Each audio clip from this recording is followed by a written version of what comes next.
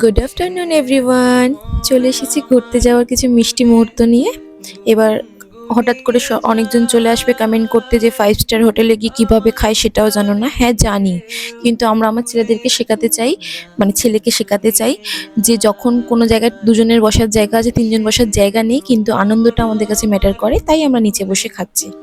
তো আগেই বলে দিলাম যাতে তোমরা কমেন্ট না করো ওই বিরিয়ানির মতো।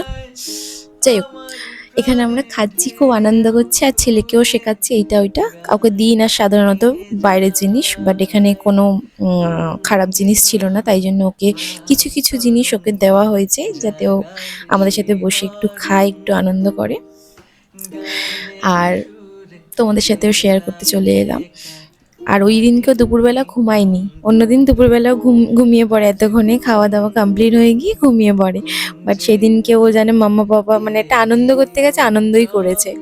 মানে মাঝে মাঝে এরকম বাইরে বেরিয়ে বাচ্চাকে নিয়ে আনন্দ করার মজাই আলাদা।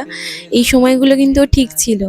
ও আস্তে আস্তে মানে এরপর একটু ঘুমোবে, তারপরও শুরু করবে ঝামেলাটা, সেটাও তোমাদেরকে দেখাবো। ওকে, বাই।